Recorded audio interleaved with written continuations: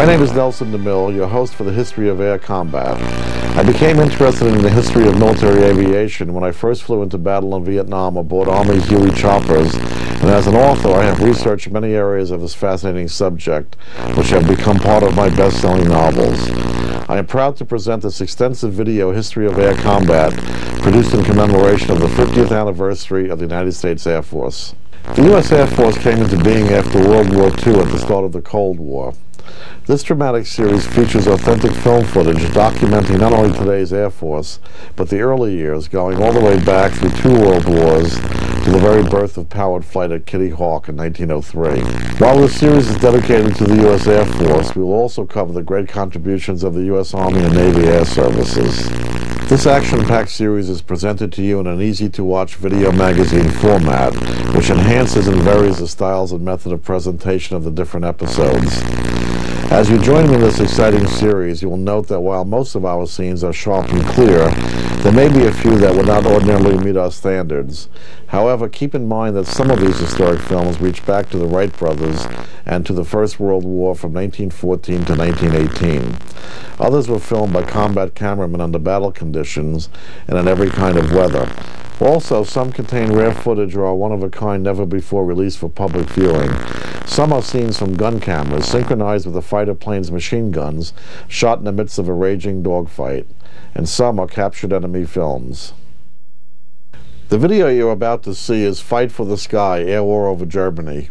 This exciting historic episode features a first-hand view of World War II in the air over Germany.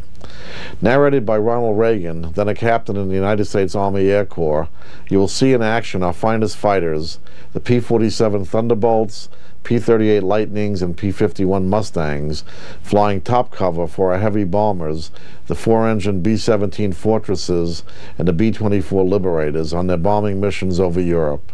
You'll witness the result of General Jimmy Doolittle's order that unleashed our fighters, allowing them to seek out and destroy the German Luftwaffe. From the cockpit, you will take part in breathtaking dogfights in air-to-air combat above the clouds. This is an American air base in East Anglia, on the east coast of England. One of many such bases from which American fighter planes swarmed up into battle against the German Air Force. Planes known as the P-47, the Thunderbolt, a fast, tough, high-altitude fighter with a dive like its name, and an 8-gun blast in its wings.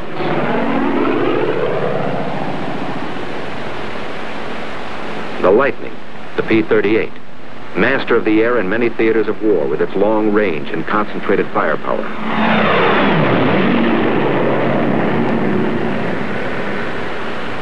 The Mustang, the P-51, the longest range fighter in the world. Speed, fast climb, quick dive, tight turn. Into these 3 great fighters, America poured its genius, its millions of man-hours of labor, its faith in victory against the Luftwaffe. And in their single cockpits, it placed these men.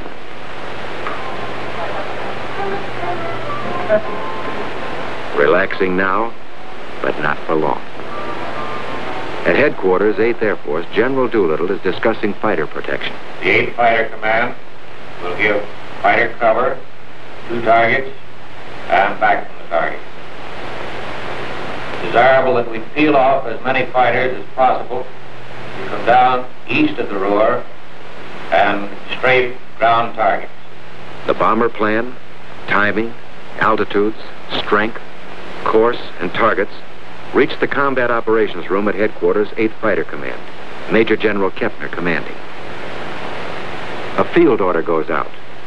62nd Group P-47s will escort heavy bombers over enemy coast through target to limit of endurance. The machinery is set in motion. Now comes the briefing for the mission, and everybody present. These Thunderbolt pilots are veterans of many missions, so the colonel gives them only the essentials. They are to escort the bombers to a target about 40 miles east of Mannheim, and then proceed to the strafing of airdromes north of Frankfurt. They're given times of takeoff, rendezvous, escort, strafing. The pilots make notes on the backs or palms of their left hands. Intelligence warns them that they may expect considerable enemy opposition today. The Germans have brought in some 100 single-engine fighters. On the field, planes warm up. It's takeoff time for the Thunderbolts.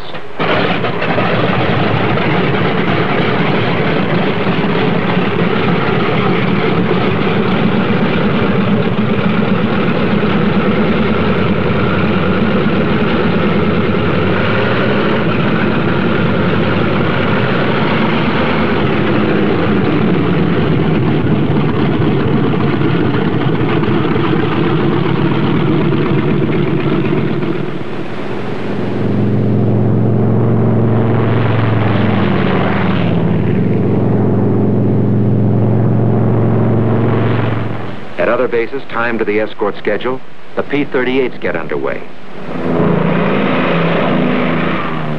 And at still others, the long-range Mustangs go to keep their rendezvous with the bombers someplace deep in Germany. Somewhere out there over enemy territory, near or far, in the long route as the bombers go out and come home, each of these formations will make rendezvous at a certain point on the exact minute. The Thunderbolts climb steadily over the channel into hostile skies.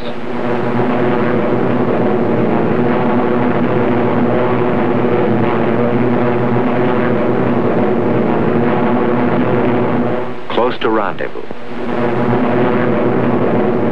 And in the distance are the bombers. Advanced formations of an armada perhaps 100 miles long. The Thunderbolts maneuver for their escort position. Each pilot searches the sky, constantly watching for the main enemy attack, which may come near the coast or deep in Germany, or hit-and-run sneak attacks by the enemy's aerial snipers.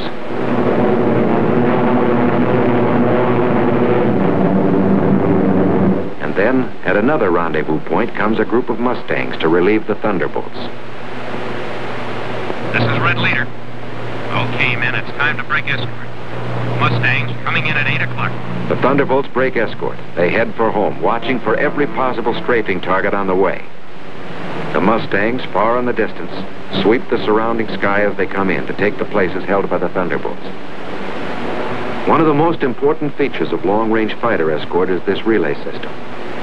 Because of the differences in bomber speeds and the need of much weaving, fighters used up their gas. Thus, the same group of fighters could remain with the bombers only 25 to 40 minutes out of a 6 or 8 hour mission, going and coming. And 1,000 fighters might be needed to keep anything from 40 to 100 on the job at all times. While the enemy could strike with 250 at any point he selected, our fighter groups had to relieve at rendezvous points all along the route. But on the German side, the Luftwaffe was forewarned an hour and a half in advance, even as our bombers gained altitude over England. This captured German film shows how quickly their 109s and Focke-Wulf 190s got into action after a warning. They had plenty of time to mass their fighters at a chosen point of attack and to outnumber our escort at anything from 2 to 1 to 10 to 1. They were as grimly determined to stop our great daylight thrusts into their industrial heart as our bombers and fighters were resolved to press them home.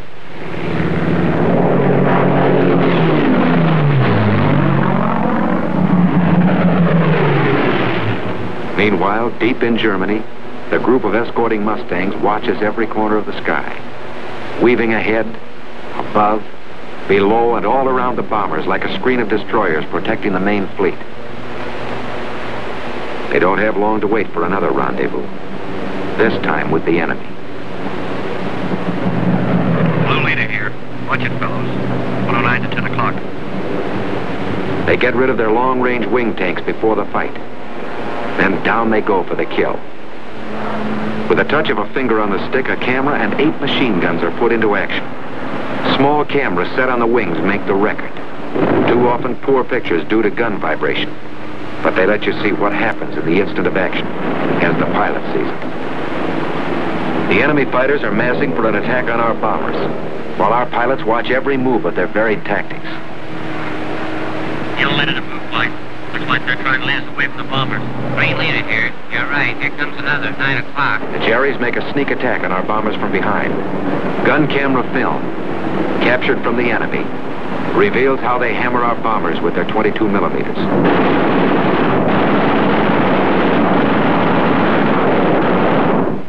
B-17 catches fire and goes down in flames.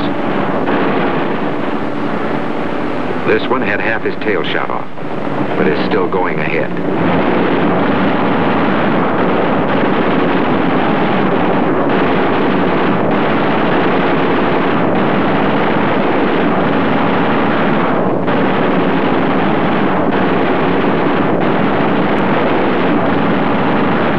We lose another, but they can't stop us. Our fighters, often heavily outnumbered, engage the enemy all over the sky. And this battle is only one of many. Day after day, month after month. Mustangs, Thunderbolts, Lightnings against the enemy 109s and the Focke-Wulf 190s. Our fighters attack, attack, attack. 2 into 10, 6 into 50. They block the enemy's mass assaults until our victory column soars at the rate of 4 to 1.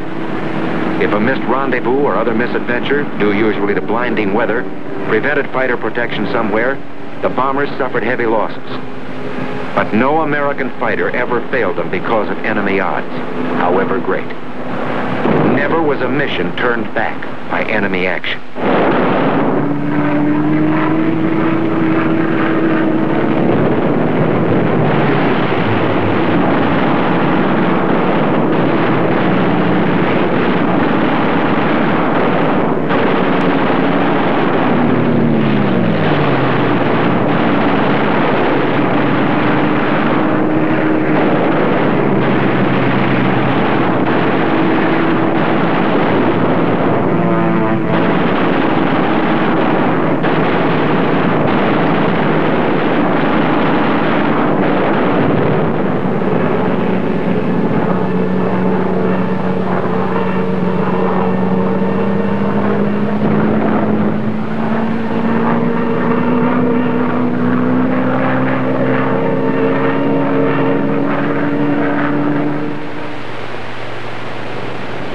Ever-increasing fleets of fortresses and liberators pressed onto their targets and dropped their loads.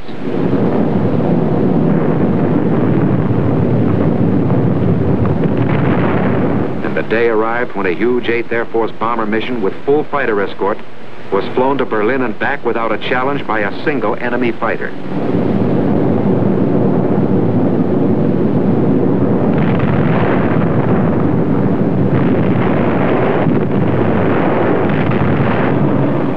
But before that eventful day, the Thunderbolts, Lightnings, and Mustangs had another mission to perform.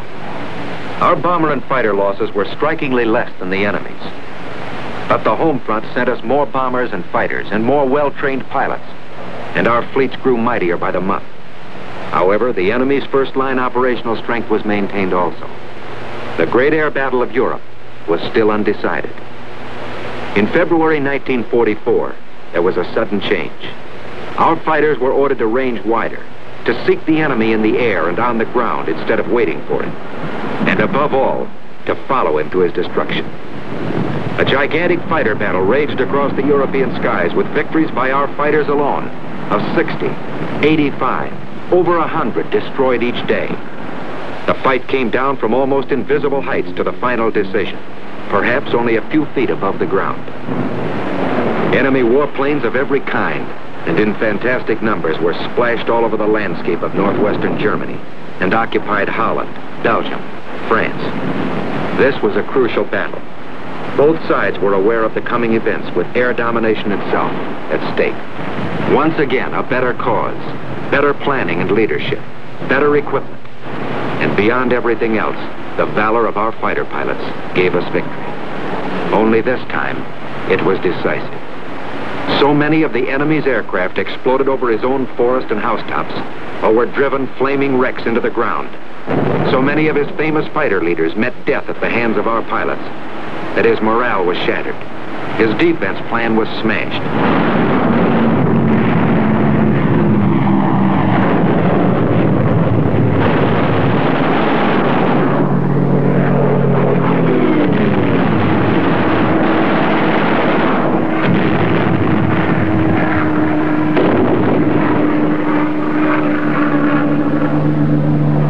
Quickly, our fighters seized their opportunity.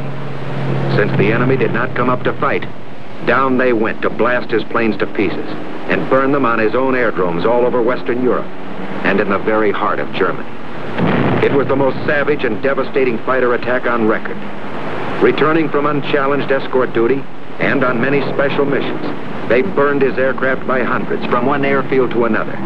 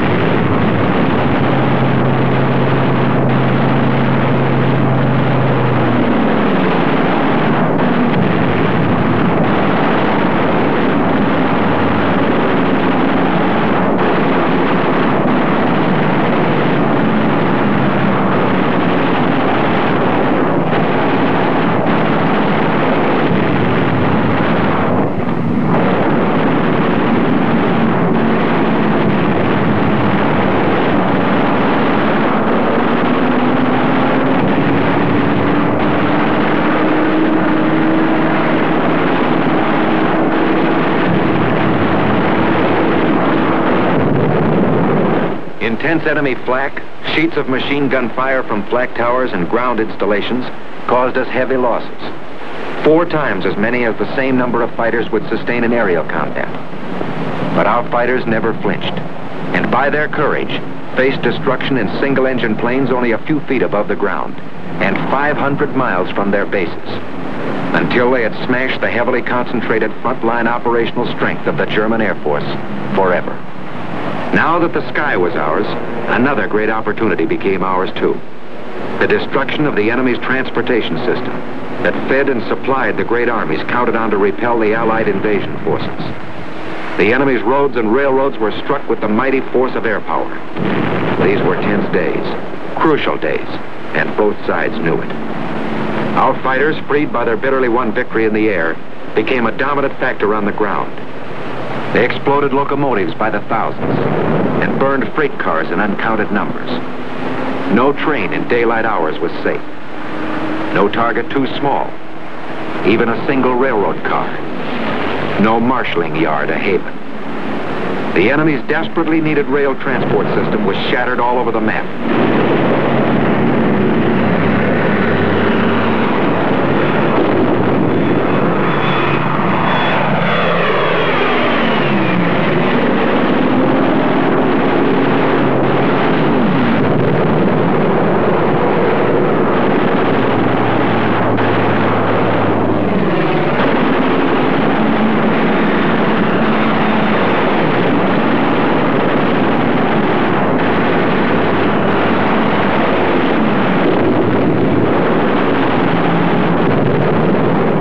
Attacked his barges.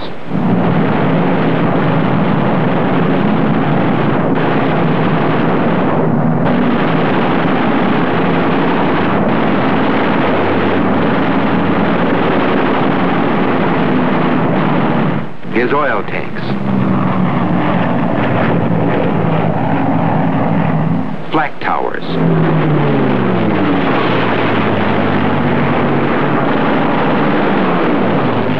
Radio and radar stations. Trucks carrying ammunition and supplies. Staff cars carrying high German officials. This one might have been Rommel. Road traffic of every kind and description until enemy convoys could only move effectively at night. What did this mean to the German armies of the West? How did it count on Invasion Day in the Battle of Normandy? The answer is history. Our gallant armies are driving ahead without having to keep one eye cocked over their shoulders. Their gun emplacements unobserved. Everywhere about the mighty battle was and is the flash of American fighters. The Germans see them deep in their own sky and cringe. Our men see them above the grim fight and cheer. There are remembered names in the mess halls. Major Gerald Johnson, a crack shot. Major Goodson, gallant fighter. Major Dwayne Beeson, great tactician. Captain Eugene O'Neill, one of the best. Major Don Gentili ran up a flaming record. Colonel Don Blakesley, great leader of 4th Group. Major Walker Mahurin, one of the first and best of the great aces. Major Bob Johnson and all his victories. Lieutenant Colonel Gabreski with a great career. And Colonel Hubert Zemke, famous commander of 56.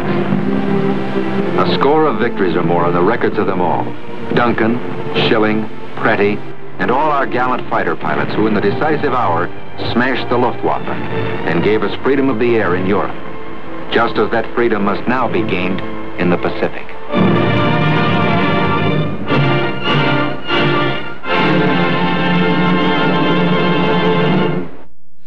You are about to join an 8th Air Force strategic bombing mission, the target for today. From the initial top command planning through ground crew preparation of the aircraft, briefing of the flight crew, taking off, assembling the bombers into formation in the air, crossing the English Channel, and on your way over Nazi-occupied Europe to the target.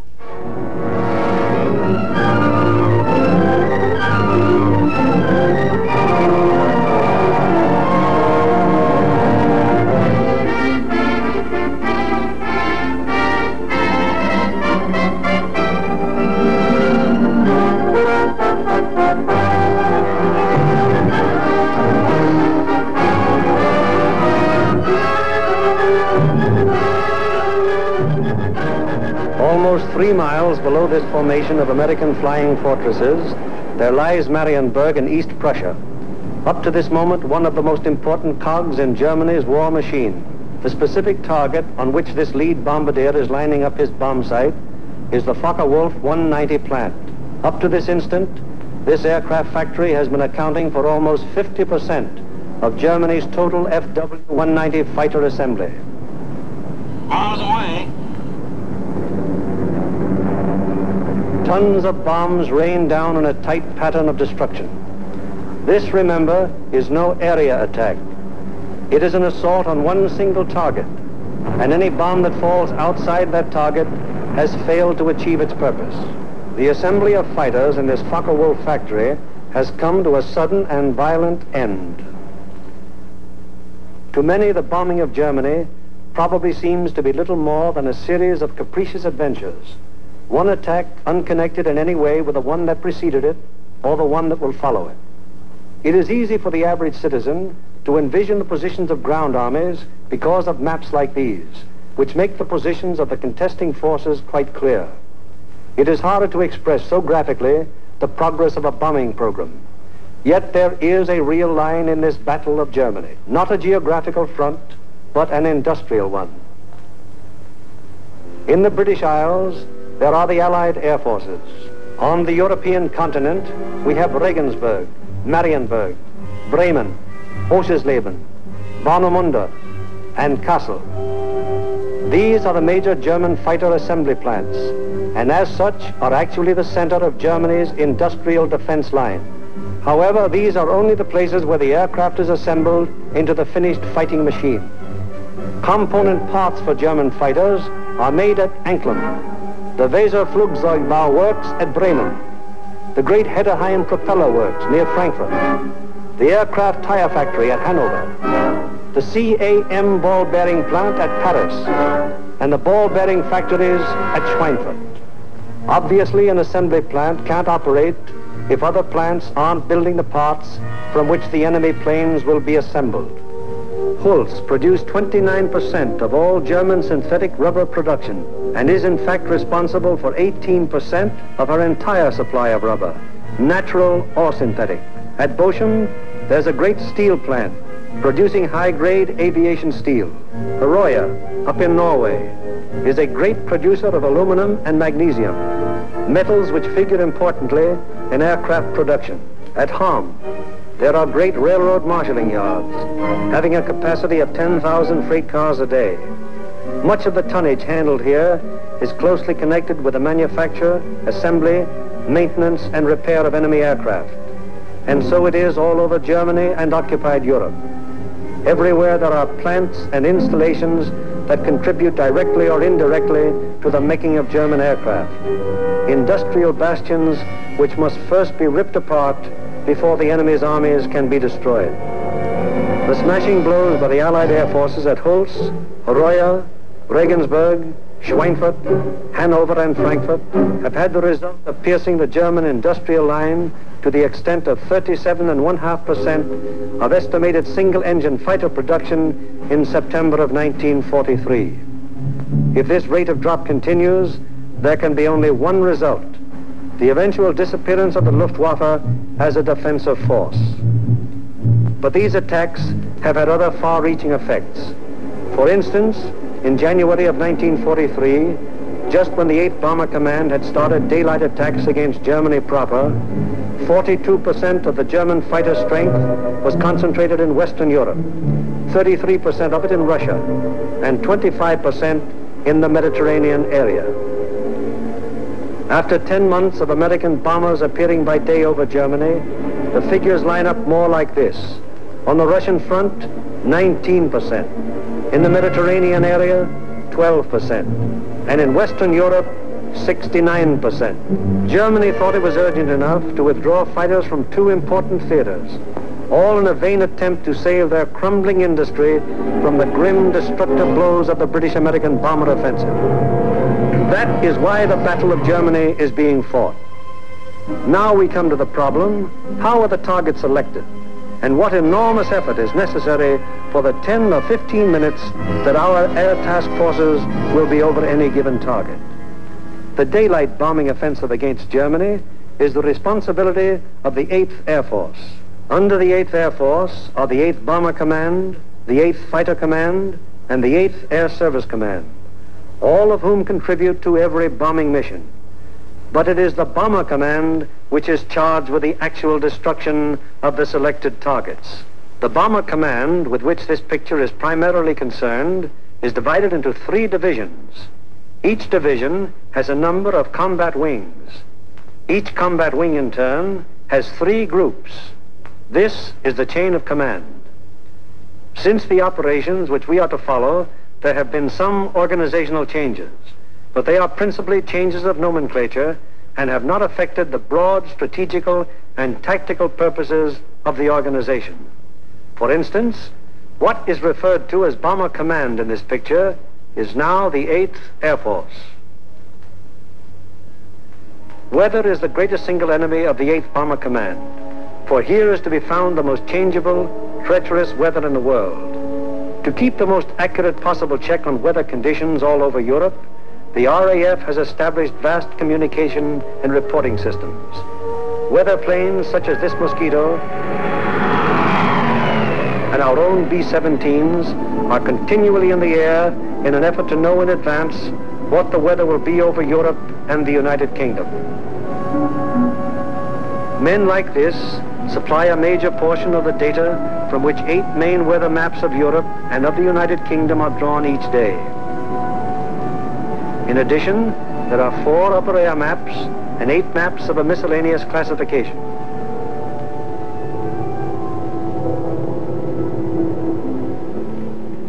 In this room, all weather information is collected, coordinated by the RAF, and sent out by teletype to every responsible command.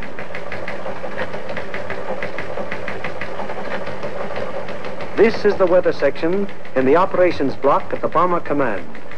Here, the information gleaned from the weather stations is put together and correlated into weather maps.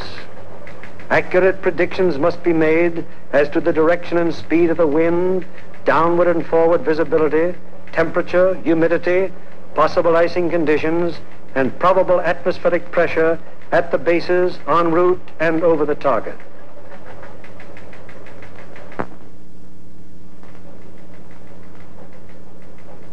Upon the findings made in this room will depend whether or not there will be an American bombing of a German target tomorrow. This is the operations room of the Bomber Command. Here is where the wheels are put in motion for any American bombing attack. Right now, the officers you see are waiting for the Commanding General's morning conference.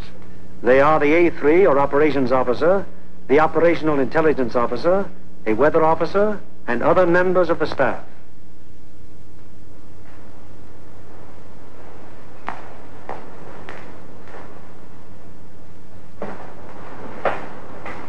What's the weather prospects today, Major? It looks like most of Germany will be pretty good, sir. But we have a warm front approaching from down here, which we do not expect to affect the bases until late in the evening. How's the weather at Anklam? At Anklam, sir, we expect 2 to 5 tenths of low cloud and small amounts of middle and high cloud above 18,000 feet. Visibility 6 to 8 miles. How about Marienburg? At Marienburg, 2 to 4 tenths of low cloud, little or no middle or high cloud, visibility 6 to 8 miles. What will it be at Danzig and Gdynia? At Danzig and Gdynia, sir, 2 to 5 tenths of low cloud, 2 to 4 tenths of high cloud above 23,000 feet. Visibility in there about 5 miles. Give me the map of Anklam and the picture of the aircraft factory there. Yes, sir.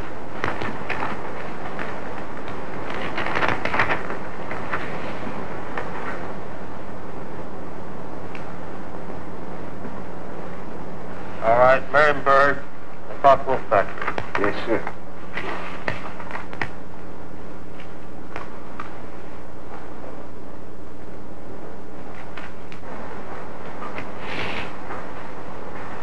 We will attack Marienburg with 2 combat wings, Anklam with 2 combat wings, shipyards at Danzig with 2 combat wings, and the port facilities at Gdynia with 2 combat wings.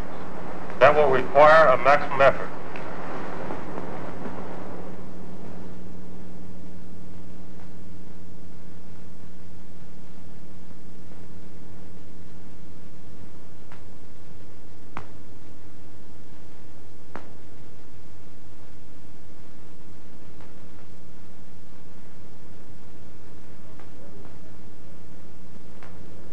Now the various specialist officers then go into action.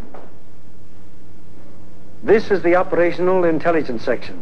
Here are target files containing complete information as to the type, construction, and vulnerability of the targets.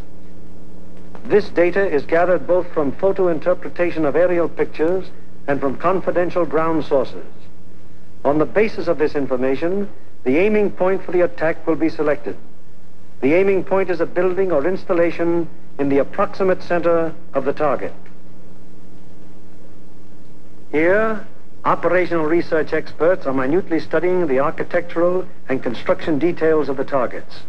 It will be their duty to recommend, on the basis of studies previously made, the types of bombs and the proper fusing to accomplish the greatest possible destruction of the objective.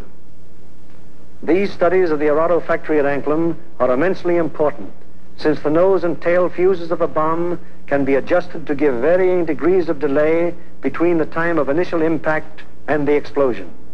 For example, an improperly fused bomb would react something like this. Result, very superficial damage that may hardly even cause delay in production. On the other hand, here's what happens when a properly fused bomb strikes the same factory. 2 bombs of exactly identical weight and explosive power have totally different effects because one was fused properly and the other was not. It is the responsibility of the operational research section to determine proper bomb fusing. Here, the commanding general and the operations officer are working out the overall planning of each of the missions with the staff bombardier, the staff navigator, and the flak officer. This is a complex business because of the multiple nature of the attack. We'll attack Akelum 1 hour before we attack the other target. That should draw most of the German fighters on the Akelum force. The Akelum force is big enough to take care of itself. You mean along the same course? No, send them a little south. They'll act as a better diversion. This would be the best place for us to coast from the standpoint of pilotage. But, sir, the flak concentration at that point is quite heavy, the heaviest along the coast. We could rather move them a little further south, what the general suggests, and they would not run into flak difficulties at that point. How is that for the navigation viewpoint? Well, that's a very good landfall, sir. All right, we'll cross at that point, and you adjust the flight times accordingly. Take care of it, Darrell. Yes. While this is going on, the various liaison officers stationed at Bomber Command headquarters are busy keeping their respective commands acquainted with the course of events. The closest liaison is maintained with both the RAF Fighter and Bomber Commands, the Royal Navy, the 8th Fighter Command, and the 9th Bomber Command. It is through these liaison officers that requests will be made for the necessary fighter support, diversionary effort by the medium bombers, air-sea rescue patrols, and so on. Officers at Fighter Command immediately look up plan number 2340 to find out what part the fighters are expected to play in the next day's operations. Similarly, the 9th Air Force is informed that Bomber Command intends to lay on plan number 2340. It will be the duty of the mediums to attack enemy airfields at a time that will cause maximum interference with German attempts to intercept the heavy bombers. Right now, weather officers are getting ready their forecast for the General's late afternoon conference, where final decisions will be made. Right in there as planned. Yeah, it should. Should be okay. Thanks. Good enough. Bye. Does your morning's forecast still hold? Yes, sir, there's practically no change in the situation, and we still expect the base weather to hold up for return. Send out the field order exactly as planned. Yes, sir. Get me the 1st, 2nd, and 3rd divisions on a conference call, please. All ready with your conference call. Go ahead, please. Can you scramble? Okay. Over? Okay, over. Over? Okay, there's a mission tomorrow. Maximum effort with 5 task forces. The 1st task force, comprising 6 groups of the 1st Division, will hit 3948. 3948. Secondary, 8731. 8731. Last resort, 9009. 9009. The 2nd task force, comprising 5 groups of the 3rd Division, will hit 6848. 6848. Secondary, 6424. 6424. Last resort, 5381. 5381. The 3rd task force will comprise 4 groups of the 2nd Division, which will hit 6424. 6424. Secondary, 5381. 5381. Last resort, any industrial target of importance in Germany. Okay. The 1st and 3rd Divisions will each dispatch 1 air. The field order now goes over the teletype to all interested units and command. The first step has been taken in the sequence of events that will finally result in bringing our planes over the targets and discharging their bomb loads.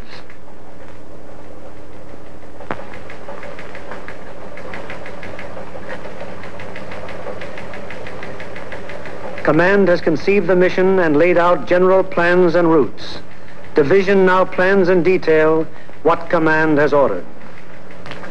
The actual time of assembly of the various task forces is determined.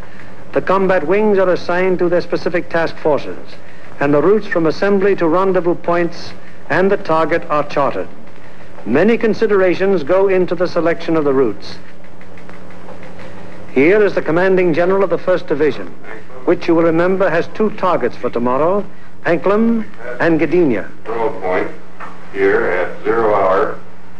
Another control point here for the northern unit, 0 plus 40 minutes. The other friendly... From that timing, where will that put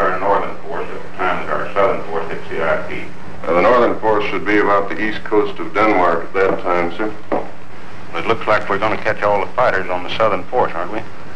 Looks very much that way, sir. Well, I think we'd better bend that route around so it's headed towards Berlin. If we can pin those German fighters down in Berlin until we can get started home, they'll never catch us. At the 2nd Division, the target for tomorrow is Danzig. Danzig, eh? That's fine. How many ships will we have tomorrow? Well, sir, if you recall, General, on our last mission we had heavy battle damage, and now all those aircraft are repaired yet. Call up the wing commanders and have them put pressure on the groups to get their maintenance crews to work on these ships tonight and get every possible airplane on the line in the morning. The 3rd Division, which will have for its targets Marienburg and Gdynia. Looks pretty good, sir. We're going to be right over a lake there for a good checkpoint at the turn. We're going in against the sun. The sun will be at our back, sir. Defenses at the target. Major Frost, what about the flak defenses? Sir, at the upper target, there are 24 guns. That approach is good. The lower target isn't defended by heavy guns. No heavy guns whatever at Marienburg. None, sir.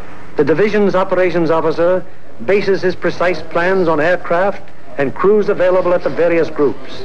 He then calls the combat wings to give them advance information before the field order actually arrives. Operator, give me combat wings for the conference, please. Okay. Bramble, over. Okay. Over. Over. Over. For tomorrow, 1st Bomb Division will be called on for 2 task forces. First task force will be made up of 2 combat wings on targets 3948. 3948. 8731. 8731. Last resort 9009. 9009. Lead group of this task force. Okay, ready to scramble? Over. Okay. Over. There'll be a mission tomorrow, and I want 2 groups from each combat wing.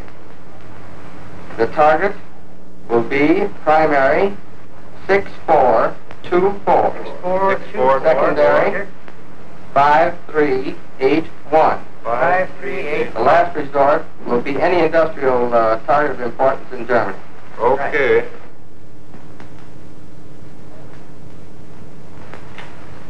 There's an order coming through. The 3rd Division will furnish 8 groups. 1st and 2nd wings, comprising the 2nd Task Force, will hit 6848. 6848. Secondary 6424. 6424. Last resort 5381. 5381. Last resort.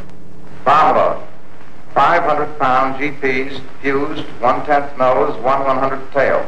1/10 and 1/100. 1/100 tail. This is operations of the combat wing, a purely tactical unit having absolutely no administrative functions whatsoever. How do you intend to make it? Sir, we'll assemble over Molesworth. Problems of takeoff and assembly are the particular specialized function of this organization. It is the primary business of the combat wing to get the airplanes of its group into the air at the proper times and to get them assembled once in the air. Field order requires that we provide the 2nd Combat Wing and the 2nd Air Task Force. 89th Group will lead, 81st Group will be high, and the 63rd Group will be low. That means that Colonel Whitten will lead the combat wing on this mission? That'll be fine. The Bomber Command has asked for a maximum effort. That means every available plane is to be gotten into the air. Ramsey, this field order has called for 3,100 gallons for the H's due to the distance. Now, they've called for maximum bomb load. How about that for the weight? I think we'd better put 8 bombs in the H's and 12 in the D's. That keeps us around 65,000 pounds. How about the CG? CG is well forward, and I think it'll work out very well because we've been down low for a long period of time. All right, we'll have 8 in the H's and maximum in the D's. Most of the groups are going further than an American bomber has gone before. Combat wings must work out precisely the maximum bomb load in relation to the required gas load. Decisions made in this and other matters are added to the division's field order and passed on to the groups, the ultimate tactical unit. to the men who get the planes in the air and fly the mission. On the basis of the alert telephoned down to the group by the combat wing, the various agencies necessary to get the planes airborne on their mission wheel into action. Intelligence, operations, weather, signals, group navigators and bombardiers have the grave responsibility of passing on and making clear to the combat crews the vital target and route information furnished by Bomber Command and Bomb Division. The proper information folders, maps, weather maps and charts, and photographs have to be selected by the various group officers, and then the information therein passed on to the crews. In dispersal areas, ground crews are getting their planes in condition to fly the mission. The normal work of keeping an airplane fit for operation is enormous, even in peacetime. When you add to this already great job the element of battle damage, the problem becomes gigantic.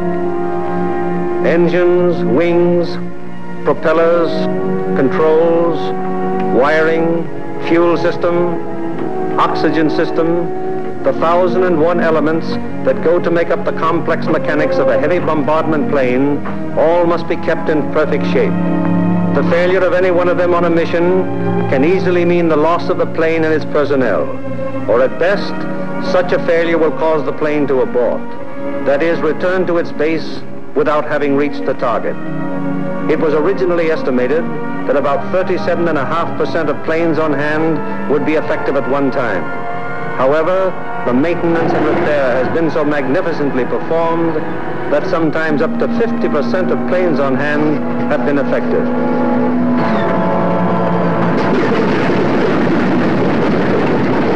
Ordnance is already at work, getting the bombs in their racks and loading ammunition onto the plane. These are 100-pound incendiaries.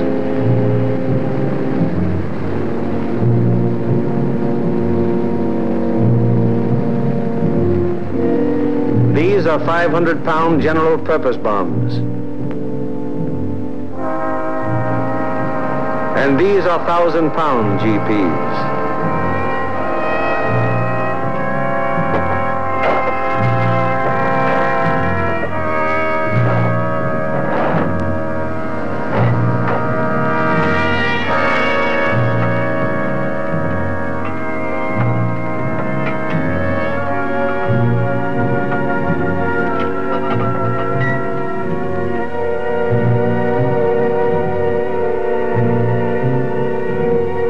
Bombs have to be placed in their racks very carefully. One bomb sticking in its rack through careless placement might make a whole mission useless so far as that individual plane goes.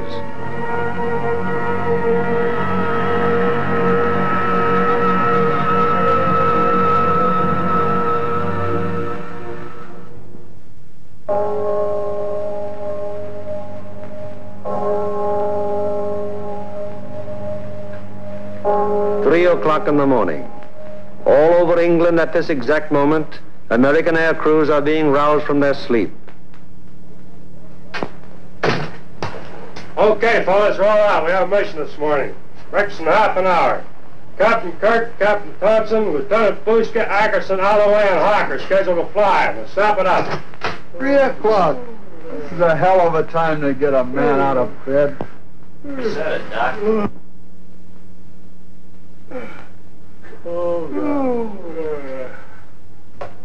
Come on, you drift out of bed. Breakfast in half an hour.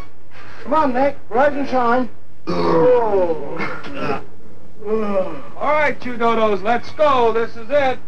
Okay, fellas, let's go. Come on, Swifty. Get it out. Let's go. Go, you guys. Hit the deck. Breakfast at 4, briefing at 5. Let's go. That's fine. Just when I had a 48-hour pass coming in. Can't you guys? You're running my duty. Through the cold of the English early morning, the combat crews go to their mess. They have no idea where they're going yet, but they know they'll be taking off in about 4 hours.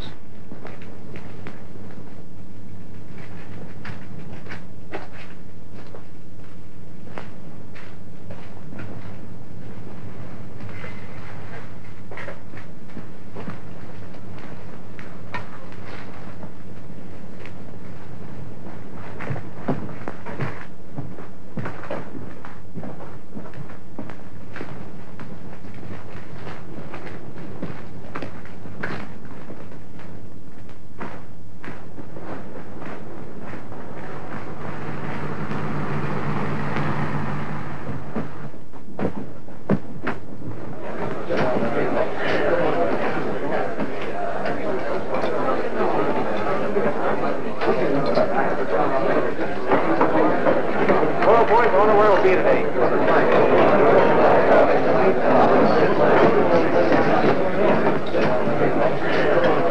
How do you figure those Jerrys will be today? What do you think, Doc? They'll be shooting at us. Sometimes I don't think those Jerrys got proper respect for us.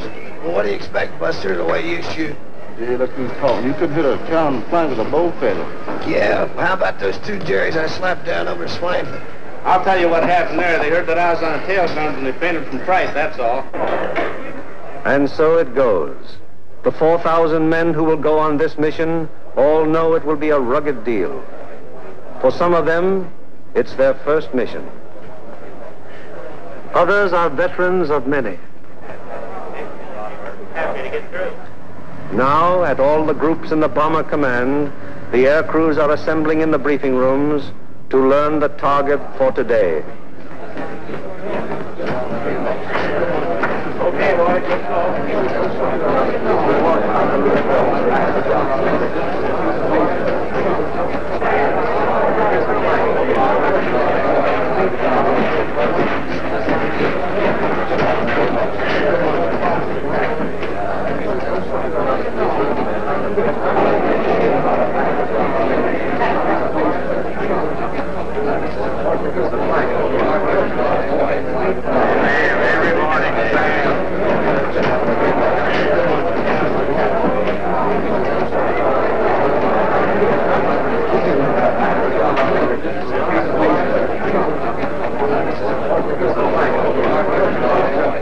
This is the briefing room of the 303rd Group. Here in a few minutes, the nature, locale, and route of today's mission will be made known to the men who fly it.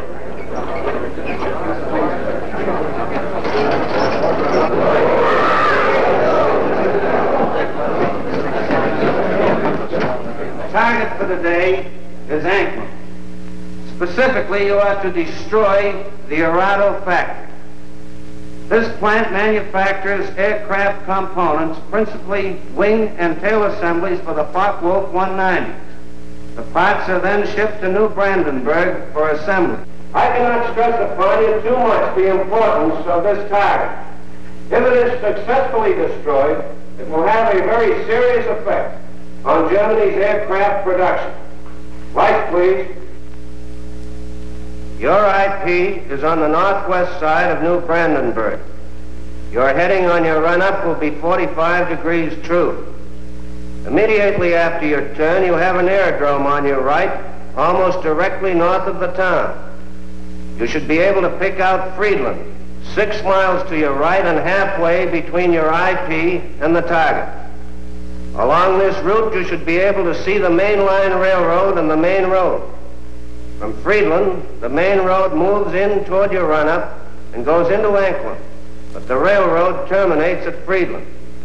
Shortly after passing Friedland, you will see a peculiarly formed wooded area on the right of your course. From here, pick out the aerodrome slightly southwest of the city and the intersection of the main railroad and the Peene River just outside of the town to the north. Night target map.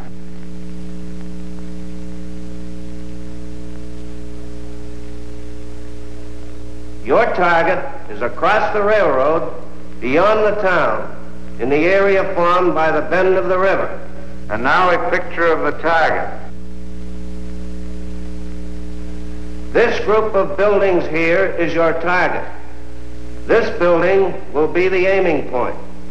If your bomb pattern is concentrated in this area, it should very effectively knock out the factory. Lights, please. At the 379th, the intelligent briefing continues. These groups will bomb from an altitude of 13,000 feet. We feel that this low altitude will be equalized by the element of surprise which is with us, and should ensure a thorough and complete finding of the target. Another task force is hitting the FW-190 assembly plant at Marienburg. If the 2 missions are successful, 65% of Jerry's remaining FW-190 production and assembly facilities will be destroyed. At the 384th. Other forces are attacking submarine yards, aircraft assembly plants, and units of the German fleet at Danzig and Gdynia.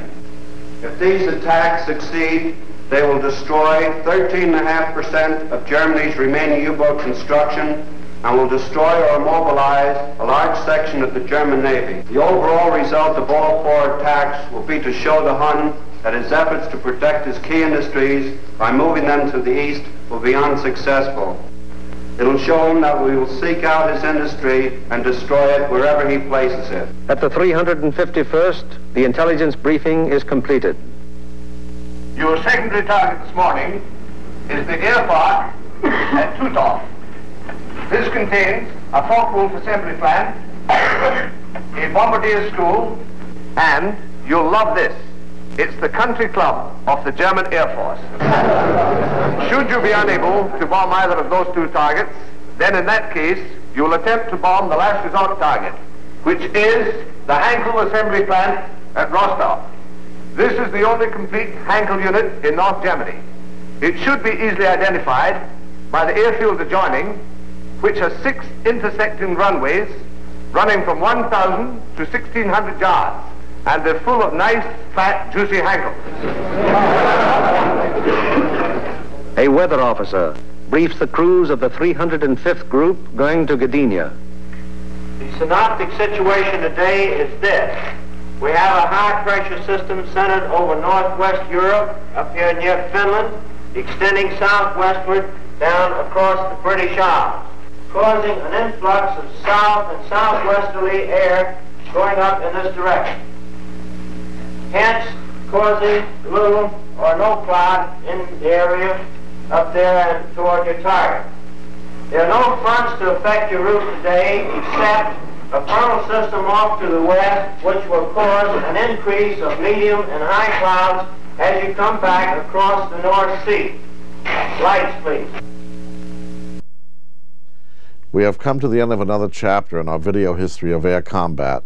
I look forward to joining you again for our next exciting presentation in this series.